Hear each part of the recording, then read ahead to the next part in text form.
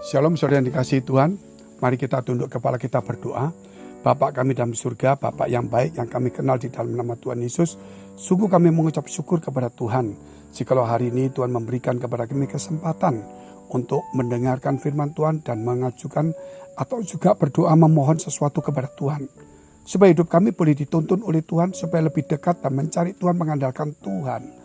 Terima kasih Tuhan dalam segala kesulitan kehidupan kami, biar kami tetap teguh bersama dengan Tuhan. Karena kami tahu bahwa Tuhan tetap menyertai dan bisa mengubah nasib malang menjadi mujur, bahkan juga situasi kelam menjadi terang. Dan kami serahkan hidup kami ke dalam tangan Tuhan. Dalam nama Tuhan Yesus, haleluya, amin. Saudara, kalau kita mau hidup kita supaya setiap hari adalah hari-hari yang baik, yaitu walaupun kita mengalami kesulitan, fitnaan, aniaya, tantangan, dikucilkan, kerugian, tapi itu tetap baik. Artinya itulah satu proses seperti kita menanam padi, kita harus kerja dulu, kita harus korbankan dulu, baru nanti kita keluar itu tanamannya. Anggap seperti itu. Jikalau kita sekarang jatuh, jangan pernah takut, jangan pernah susah. Karena itu wajar dan kita tahu, bukan sewajarnya kita menerima upah seperti itu, bukan. Itu wajar kita hadapi sebagai manusia. Dan kemudian kita supaya diingatkan kembali kepada Tuhan. Sehingga kita tahu bahwa nanti Tuhan akan mengangkat kita. Sehingga kita sadar bahwa kita itu manusia biasa dan membutuhkan Tuhan. Nah, untuk itu kita memerlukan adalah dua dunia kehidupan yang harus kita pelajarin. Pertama, dunia kehidupan adalah dunia roh itu. Dan yang kedua adalah dunia daging atau duniawi. Kedagingan artinya kemanusiaan, duniawi, hura-hura. Untuk mencapai bersama dengan Tuhan, untuk hidup dalam kesulitan itu pun baik. Karena Tuhan akan menumbuhkan sesuatu yang baik, kita perlu hidup di dalam roh. Karena roh lah bisa melihat ke depan. Roh itu bisa memperkuat iman dan punya pengharapan yang pasti. Kalau daging apa yang dilihat saja. Seperti bagaimana Elisa ketika dikepung oleh pasukan Aram. Saat itu bujangnya dia ketakutan. Tetapi Elisa berkata, jangan takut, yang menyertai kita lebih banyak daripada mengepung kita. Padahal tidak bisa dilihat. Tetapi saat itu Elisa berdoa supaya mata hambanya ini dibuka. Ketika dibuka dia terkejut. Ternyata para malaikat itu mengelilingi jauh lebih banyak daripada yang musuh mengepung. Itulah mata iman. Itu hanya dilakukan oleh manusia roh, saudara. Tidak bisa manusia daging yang ketakutan, kecemasan.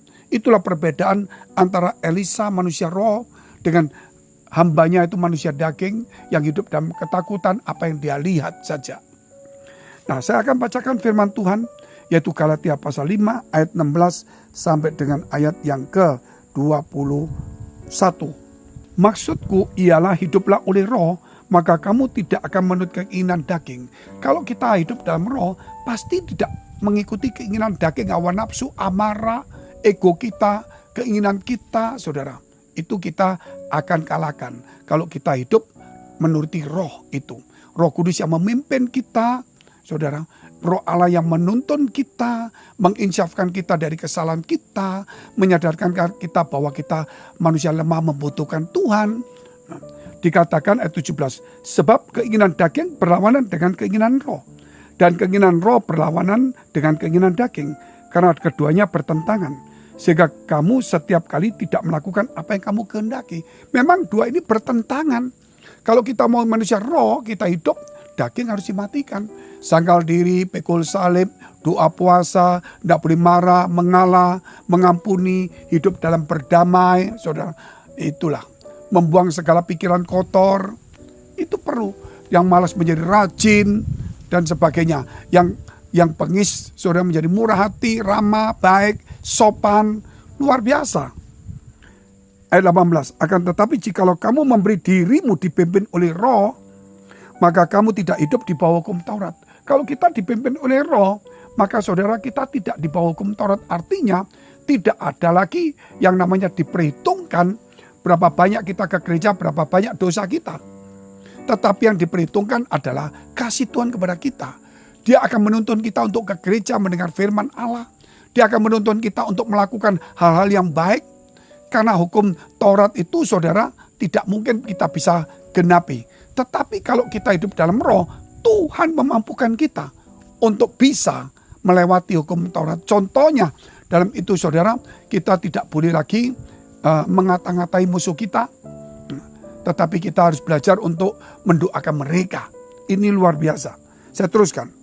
Ayat 19. Perbuatan daging telah nyata, yaitu percabulan, kecemaran hawa nafsu, penyembahan berhala, sihir, perseteruan, perselisihan, iri hati seperti Kain sama Habel. Di gereja mempersembahkan kepada Tuhan.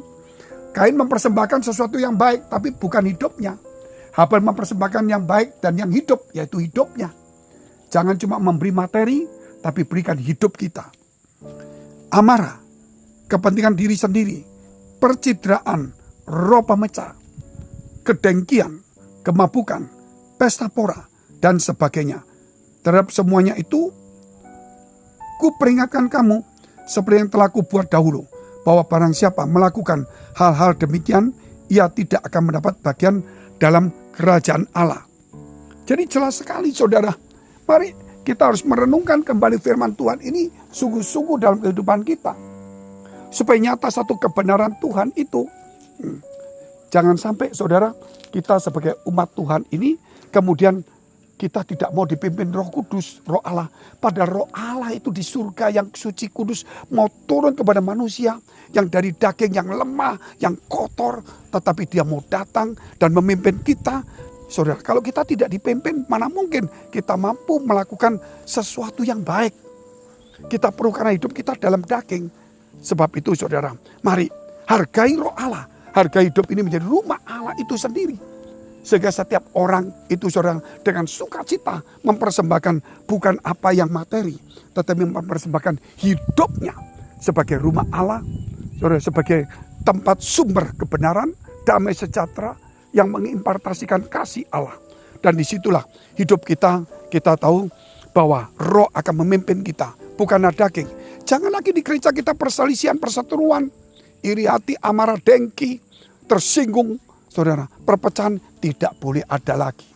Sebab itu, kalau kita, saudara, pelan-pelan mau menyelidiki firman Allah, itu adalah perbuatan daging, bukan perbuatan roh. Mungkin saudara berkata, enggak, gereja ini enggak cocok, gereja ini enggak benar. Mungkin bisa enggak benar, tetapi saudara, mungkin juga kita yang salah. Sebab itu, jangan dengan pikiran kita. Firman Tuhan berkata, tundukkanlah pikiran dan perasaanmu yang terdapat juga dalam Kristus Yesus. Itu luar biasa. Supaya bukan aku mau, tetapi Tuhan yang mau. Biarlah apa yang aku mau, kehendakku yang dipuji, ditinggikan, saudara, itu kita turunkan. Biar kehendak Allah dimuliakan. Kita tidak bisa lagi, saudara.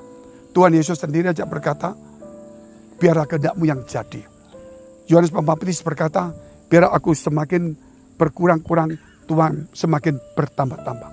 Kalau kita tidak melepaskan ego kita, maka kemuliaan Allah tidak nyata dalam diri kita. Haleluya. Mari saudara, saya ajak saudara kita saat ini untuk berdoa. Kita berdoa. Jika saudara punya pergumulan masalah, persoalan, tantangan dalam pekerjaan, rumah tangga, kesehatan, ataupun juga karir, studi, perjodohan, dekapkan kedua tanganmu di dadamu. Jika kau punya sakit penyakit, tumpangkan tangan bagian sakit. Yakinlah dengan imanmu, kata Tuhan, dengan imanmu akan menyelamatkan engkau. Dalam nama Tuhan Yesus, jadilah sembuh, jadilah pulih. Biar hari ini Tuhan memimpin engkau. Sehingga engkau melihat hari-hari, walaupun sulit, tapi itu adalah hal yang wajar. Karena Tuhan akan mengubah. Dan itulah jalan yang untuk menuju kebenaran dan keberhasilan. Sehingga engkau tetap bersukacita dan mengucap syukur ketika hari-hari kelam itu ada. Di dalam nama Tuhan Yesus. Supaya engkau diberkati, dipulihkan, diberikan hikmat. Haleluya. Amin. Jika saudara masih membutuhkan pelayanan doa dan konseling, silakan hubungi nomor tertera di bawah ini. Tuhan Yesus memberkati.